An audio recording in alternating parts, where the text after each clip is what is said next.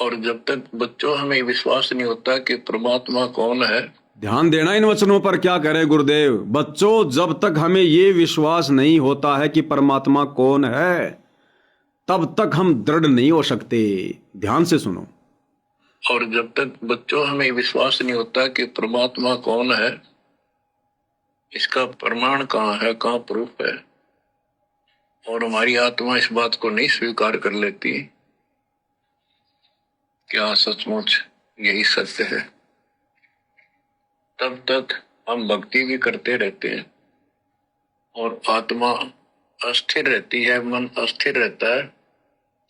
कोई भी कोई साधना बताता है, हम उसी को करने के लिए तत्पर हो जाते हैं। क्या कह रहे हैं गुरुदेव? बच्चों, जब तक आपको ये पूर्ण विश्वास नहीं होगा कि परमात्मा कौन है, तब तक ये मन पापी आपको स्थिर होकर भक्ति नहीं करने देगा। और कोई कुछ भी कहेगा, आप उसी बात को स्वीकार कर लो।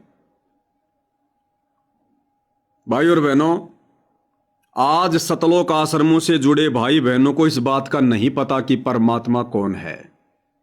नहीं पता इन लोगों को।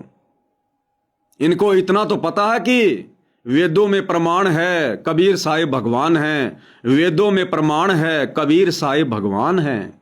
ये तो इनको पता है कि परमात्मा का नाम कबीर है, लेकिन वो कबीर कौन है, वो कबीर भगवान वर्तमान में कहां है, इस बात का इनको ज्ञान नहीं है। इस बात पर इनको विश्वास नहीं है, जिस कारण से ये अस्थिर हैं, जिस कारण से काल इनको ढंग से भक्ति नहीं करने दे रहा। इनके मन को विचलित रखता है, अस्थिर रखता है। इनको सतलोक आश्रम से जुड़े बड़े बड़े लोग, बड़े बड़े कोऑर्डिनेटर कुछ भी कह देते हैं, ये उनकी बातों को स्वीकार कर लेते हैं, क्योंकि ये गुरु के वचन है कि जब तक आपको ये पता नहीं चलेगा कि वास्तव में परमात्मा कौन है, आप दृढ़ नहीं हो सकते।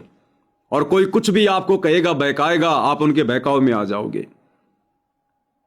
तो आश्रमों से जुड़ी संगत को यह तो पता है कि भगवान का नाम कबीर है, लेकिन वो कबीर वर्तमान में कौन है, कहां है, कैसा दिखता है, इस बात का इनको ज्ञान नहीं है। इनको विश्वास नहीं है कि तुम्हारा गुरु ही कबीर है, जिस कारण से ये लोग मर्यादा में नहीं रह पाते। कभी तो इनको परशुराम की जयंती में बैठा दिया जाता है, क्योंकि इनको पता ही नहीं है कि वहां जाने से मर्यादा टूटेगी या नहीं टूटेगी, आन उपासना में तुम्हारा सहयोग होगा कि नहीं होगा। कभी इनको अयोध्या में भंडारा लगवाने के लिए, दान धर्म करने के लिए बोला जाता है। उस भंडारे में इनकी सेवा लगा दी जाती है, क्योंकि इनको पता ही नहीं है कि अयोध्या में जाकर काल उपासकों के लिए भंडारा लगाने से आन उपासना में सहयोग होगा या नहीं होगा। ये जाते हैं अपने सतलोक आश्रम में कबीर जी का प्रकट दिवस मनाने, और इनको बसों में बैठा कर ले जाया जाता है कबीर की जयंती मनवाने के लिए सिरसा की अनाज मंडी में, क्योंकि इनको पता ही नहीं है कि कबीर का प्रकट दिवस मनाया जाता है या उसकी जयंती मनाई जाती है। तो गुरुदेव के वचन भाई और बहनों निष्फल नहीं हो सकते। क्या कह रहे हैं गुरुदेव? ध्यान से सुनो कि जब तक आपको यह यकीन नहीं होगा, यह विश्वास नहीं होगा कि परमात्मा कौन है, आप स्थिर नहीं हो सकते।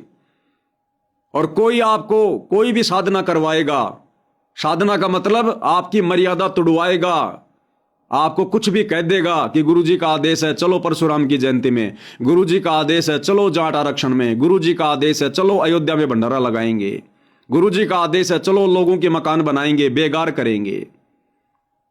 इस कारण से भाइयों और बहनों, इन लोगों को आज ये बेगार करनी पड़ रही है, बड़े बड़े पढ़े पढ़े लिखे लोगों को, क्योंकि बड़ी बड़ी पढ़ाई तो उन्होंने पढ़ ली, लेकिन अध्यात्म की पढ़ाई को ढंग से नहीं पढ़ पा रहे। अब इस अन्नपूर्णा मुहिम के तहत जो दुनिया के मकान बनाए जा रहे हैं, जो भगतों से बेगार करवाई जा रही है, विदेशों तक के भगत आ रहे हैं बेगार करने हिंदुस्तान में। विदेशों में रहने वाले भगत भी अन्नपूर्णा मुहिम के तहत उन जगत वालों के, नशेड़ियों के, मांसाहारियों के मकान बनाने के लिए विदेशों से भगत हिंदुस्तान में बेगार करने आ रहे हैं, बेगार करने। क्योंकि अभी इनको पता नहीं है कि भगवान कौन है, इनको पता ही नहीं कि हमने क्या भक्ति करनी है, गुरुजी ने क्या ज्ञान बताया है, ये भक्ति कैसे सफल होगी, इनको नहीं पता। क्योंकि परमात्मा के वचन सत्य हैं कि जब तक आपको यह विश्वास नहीं होगा परमात्मा कौन है। बच्चों, अपने को अपने घर का ज्ञान हुआ, अभी तक तो हमारे को अध्यात्म का सिर पैर भी ज्ञान नहीं था। और जब तक बच्चों हमें विश्वास नहीं होता कि परमात्मा कौन है, इसका प्रमाण कहाँ है, कहाँ प्रूफ है, और हमारी आत्मा इस बात को नहीं स्वीकार कर लेती क्या सचमुच यही सत्य है, तब तक हम भक्ति भी करते रहते हैं और आत्मा अस्थिर रहती है, मन अस्थिर रहता है। कोई भी कोई साधना बताता है, हम उसी को करने के लिए तत्पर हो जाते हैं। अब यदि इन भाई बहनों को जो ये वर्तमान में बेगार कर रहे हैं सतलोक आश्रम कमेटी के कहने पर, अगर इन भाई बहनों को इस बात का पक्का यकीन है कि संत रामपाल जी ही कबीर हैं, भगवान हैं, परमात्मा हैं, तो फिर परमात्मा के विधान का भी ऑटोमेटिक पता चल जाता है। फिर परमात्मा अपने बच्चों से बेगार नहीं करवाता, परमात्मा अपने बच्चों से दुनिया की बेगार नहीं करवाता, दुनिया की गुलामी नहीं करवाता, परमात्मा अपने बच्चों से भक्ति करवाता है।